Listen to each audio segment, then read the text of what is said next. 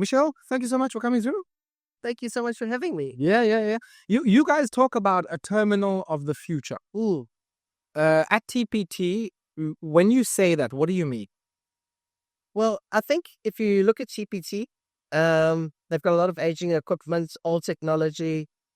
What we're looking to do moving forward is to invest in newer technology.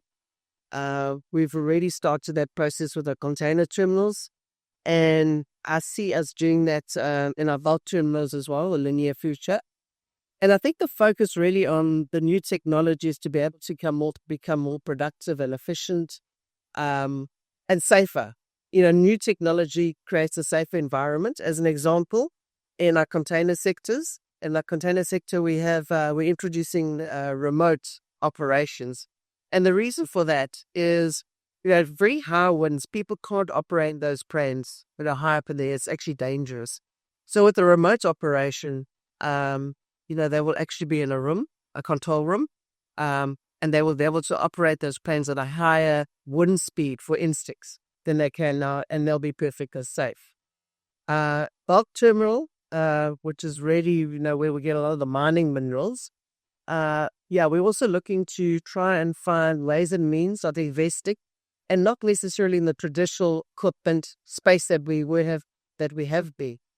I think there's a lot of scope for smaller, more flexible equipment than the traditional big, bulky fixed. And I can see us going more in that direction in the future. I think also, we can have a lot of discussions with suppliers and customers in terms of finding out more about what's available out of the market. Many of your customers, and I would imagine some of your suppliers are also here. Yes. Yeah. Talk to us about what this modernization, and of course it's linked to digitizing, as you say, and automation where appropriate. What's that going to mean for the performance of your terminals for many of your customers, some of whom, as you correctly say, are in the bulk space and in the mining sector?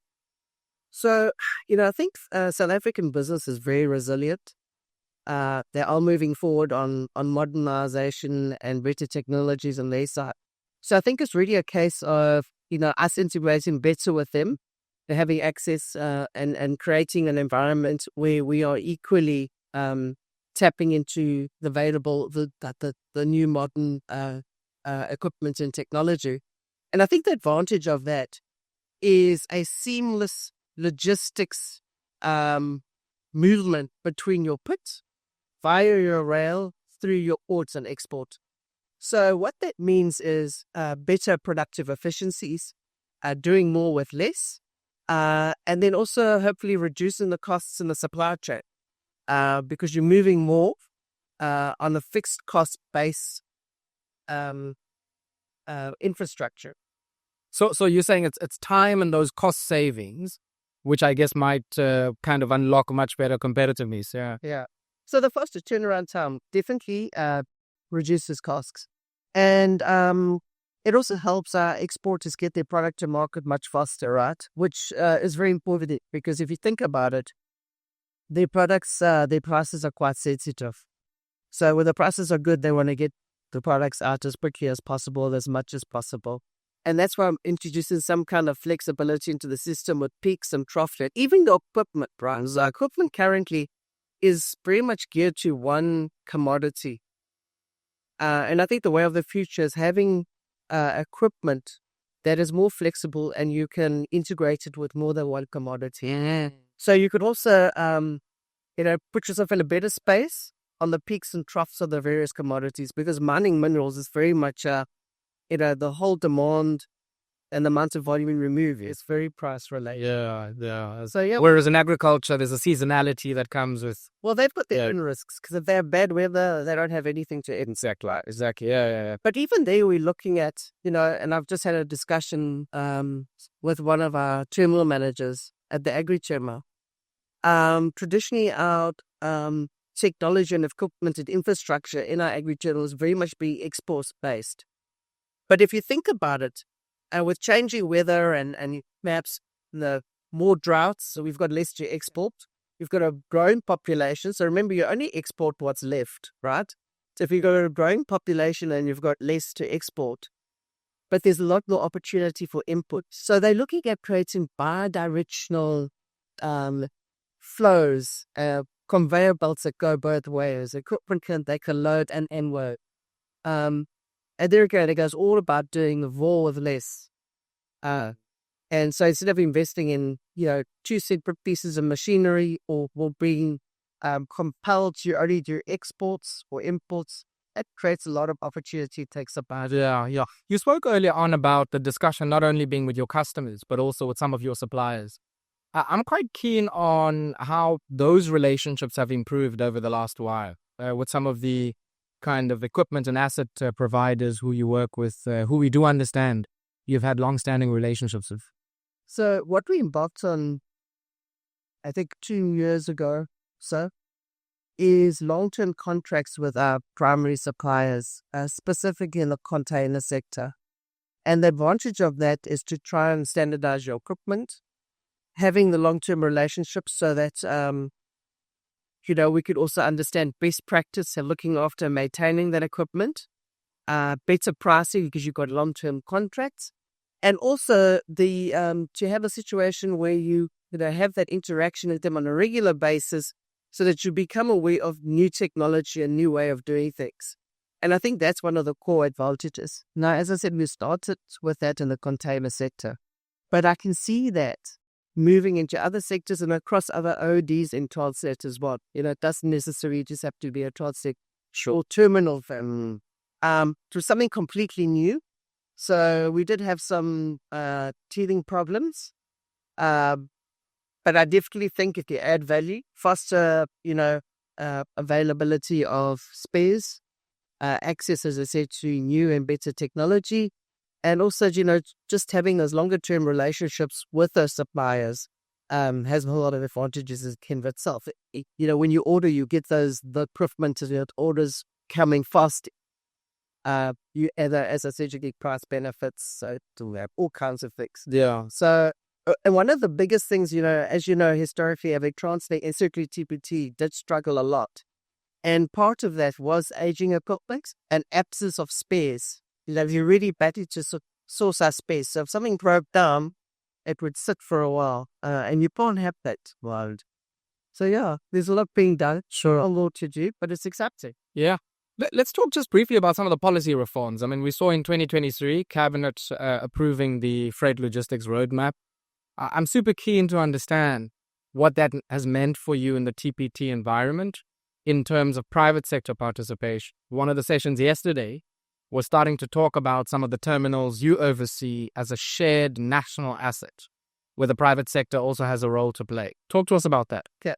So, I mean, I'm sure you're aware of the Gateway, the Durban Gateway Terminal, which traditionally was our biggest container terminal, the Durban Container Pier 2. So we've recently gone into PSP with them, and I think it's the first of its kind in Transnet. And the whole logic behind that is, number one, to bring in some private sector participation and even create some competition in our market. Now, you might say, okay, we're in a partnership with them. Is there really competition? And there is.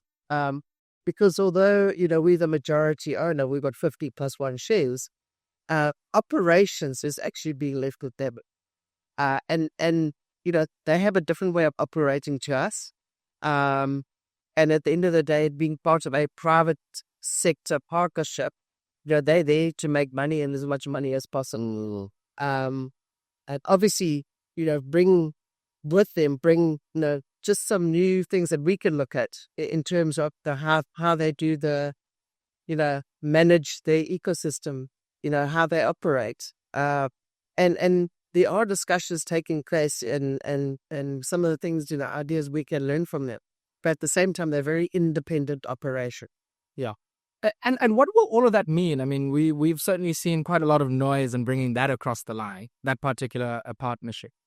I would imagine many of your customers are asking themselves, when I look at that kind of a terminal, the gateway there, or even the kind of Durban container terminal scene as a whole, what will it mean for me that Transnet is now in this new kind of partnership by way of how it is that it kind of ferries my goods and gets it to my ultimate customers. So I think what everybody wants at the end of the day is reliability and competitive costs. And so they want to be able to move their product cheaply as possible within reason. And they want it fast, reliable, and consistent. Now, where Transnet was struggling is we weren't able to fulfill that. We were struggling to do that. And as I said, there's a lot of legacy issues that resulted in us being on that situation. Not reinvesting in the assets as we should have, not having sufficient preventative maintenance programs, and a shortage of capital to make the investments that we needed. So I think with the private sector participation, it opens all those doors, and it brought in access to capital to invest in the right equipment. So I think, at the end of the day, it's to the benefit of everybody, including, and very much so, the end customer. Because if things can move more reliably, more efficiently, at the end of the day, it affects the costs throughout the value chain, and hopefully that gets passed on to the customer. And I imagine it would, right? It also allows us to compete better internationally, and make use of things like, better position ourselves to have a transshipping channel, because we've got a reliable ecosystem. Our containers are moving in and out very quickly. Anything in these businesses, the speed of movement has a huge bearing on the costs at the end of the day, because the ships are very, very expensive to commandeer. So at the end of the day, it's a win-win for everyone, including South Africa. A lot of the state-owned enterprises have such a fundamental role to play in the growth of our economy. But between Eskom and Transnet, you need the power, and you need reliable logistics. And without that, your economy can't grow. So I keep it to everyone's benefit at the end of the day, including Transnet. Yeah. I'm super keen on something else. I mean, we are in a context of very fraught geopolitics. One of the things we observed from the start of 2024 were the difficulties in the Suez Canal, Gulf of Aden, and I mean, a bit of a random question on my end, but have you seen volumes that have passed through our ports shooting up as a result of that particular change? Yeah, no, definitely. I mean, a lot of the shipping was had to change completely. Yeah. And it did bring a lot more volume, to our ports. Unfortunately, we were not in the situation to take full advantage of that. Right? Well, why is that? Because at that stage, during that same period, we were also betting on the operations side with the operations efficiencies, inadequate equipped loads. So although we ramped up, we could have ramped up a lot more. So I think, like you say, you want to put yourself in a better position where you can take advantage of those things. And there has been a lot of investment in our container infrastructure. So we certainly would be better placed now. But even having said that, there's still cargo that's moving, avoiding the Suez and coming around past, the Cape of Good Hope.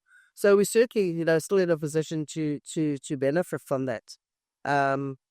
And that's the whole thing, is basically making yourself flexible enough so that you can respond to change in economic conditions, like economic climate. And I think that's also fundamental to us and business of the future. And I think that's where that's part of the reason. It's not just about the access to equipment, it's access to skills, it's access to technology. Yeah. AI down the line. So there's a lot of opportunity, and a lot of space to enable ourselves to grow and do better going forward. And we'll take the economy with us. We'll take South Africa. Yes. We'll make that difference at the end of the day. And I think the other thing that's very important, apart from the collaboration of customers, which I'm happy to talk about, is the people, within Transnet itself.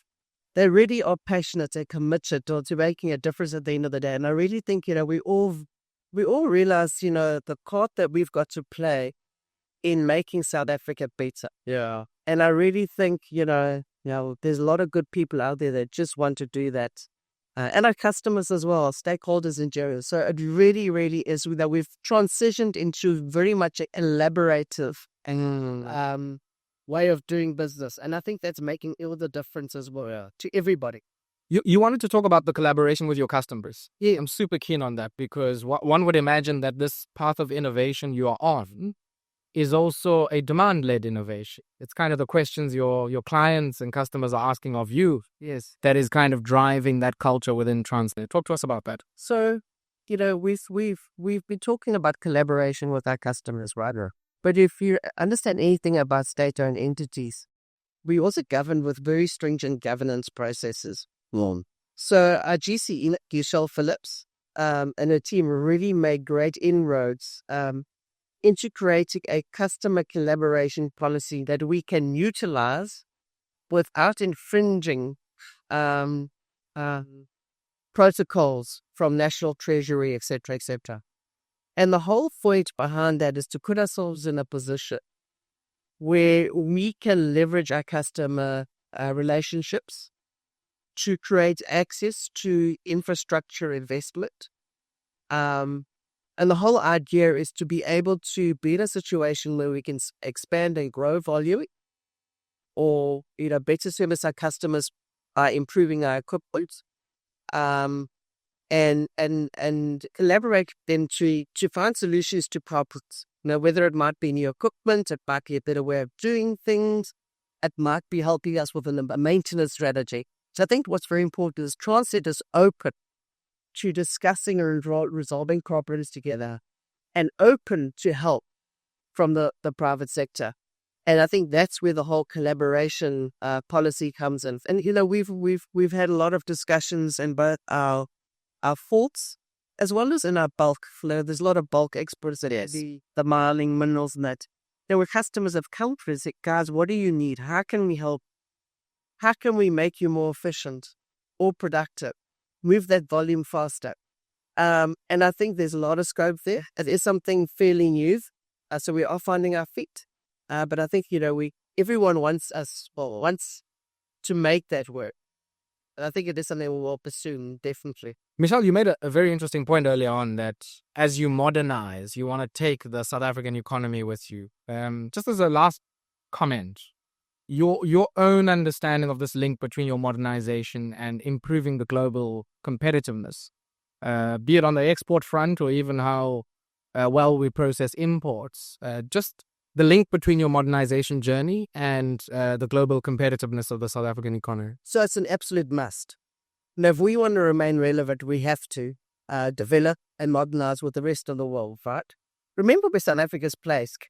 Okay, I know that we've got a lot of volume that has come because of the issues with the Suez Canal, but ordinarily, there's a lot of volume that doesn't come to us at all because of where they're placed.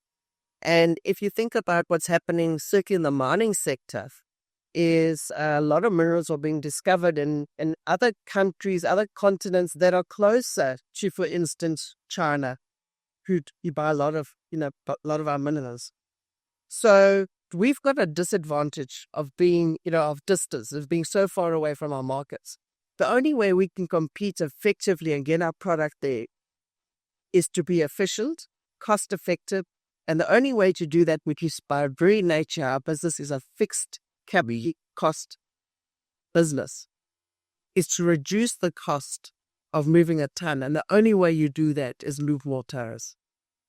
And that's why, it's very important for both rail and TPT as ports to be efficient and move effectively. And if we don't do that, we're going to have a problem competing. And I think we all understand that. And in treating the private sector, that's also why, they're so willing, part of the reason they're so willing to help and get involved, because it has a huge impact on them and their ability to compete and sell their product. Thank you so much, Michelle. Really appreciate it. Thank you so much for your time.